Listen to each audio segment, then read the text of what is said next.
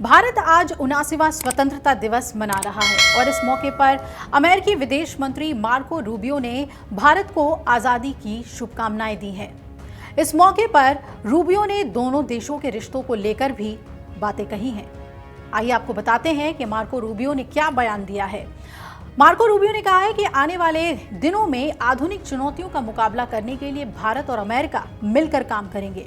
Marco Rubio ने भारत और America के बीच ऐतिहासिक और दूरगामी संबंधों को रेखांकित भी किया। पीएम मोदी ने कहा कि दोनों देश मिलकर आधुनिक चुनौतियों का सामना करेंगे और अपने अपने देशों के लिए उज्जवल भविष्य सुनिश्चित करेंगे। जश्न आज़ादी मना रहे भारतवासियों को बधाई और शुभकामनाएं देते हुए रूबियो ने अपने संदेश में कहा कि दुनिया के सबसे बड़े लोकतंत्र भारत और सबसे पुराने लोकतंत्र अमेरिका के बीच का ये संबंध न केवल ऐतिहासिक है बल्कि बेहद महत्वपूर्ण भी है। उन्होंने ये विश्वास जताया कि हम मिलकर काम करते रहेंगे और दोनों देश आज की जटिल और बदलती वैश्विक चुनौतियों का समाधान करने में भी सक्षम होंगे। भारत और अमेरिका के साझा दृष्टिकोण का जिक्र करते हुए मार्को रूबियो ने कहा कि दोनों देशों का नजरिया एक है जो अधिक शांतिपूर्ण, समृद्ध और सुरक्षित हिंद प्रशांत यानी कि इंडो पैसिफिक क्षेत्र के निर्माण पर केंद्रित है। अमेरिकी विदेश मंत्री के मुताबिक दोनों देशों की साझेदारी अलग अलग क्षेत्र में फैली हुई है। मिलकर काम करने से उद्योग जगत को मजबूती मिलने के साथ नवाचार को भी प्रोत्साहन मिलता है। महत्वपूर्ण एवं उभरती प्रौद्योगिकियों में नई सीमाएं तय करने के अलावा दोनों देशों की साझेदारी के अंतरिक्ष क्षेत्र का विस्तार हुआ है। रूबियो ने यह भी रेखांकित किया कि दोनों देशों का सहयोग केवल आर्थिक या तकनीकी क्षेत्र तक ही सीमित नहीं है, ये वैश्विक स्थिरता और सुरक्षा के लिए भी महत्वपूर्ण है।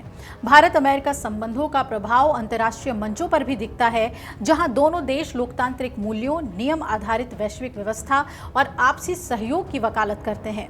अमेरिकी विदेश मंत्री ने कहा कि दोनों देशों की साझेदारी आने वाले सालों में और गहरी होगी। इससे पूरी दुनिया को लाभ मिलेगा। रूबियो के शुभकामना संदेश से इतर भारत के राष्ट्रीय समारोह में प्रधानमंत्री नरेंद्र मोदी ने देशवासियों को संबोधित किया और लाल किले के प्राचीर से पूरी दुनिया को भी उन्होंने संबोधित किया।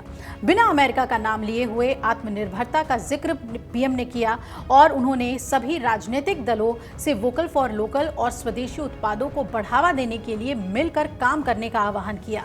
पीएम मोदी ने कहा कि किसी दूसरे की लकीर को छोटी करने में अपनी ऊर्जा नहीं खपानी, हमें पूरी ताकत से अपनी लकीर लंबी करनी है, तभी पूरी दुनिया हमारा लोहा मानेगी। प्रधानमंत्री ने यह भी कहा कि ये बात अपने 25 साल के अनुभव के आधार पर वो कह रहे हैं।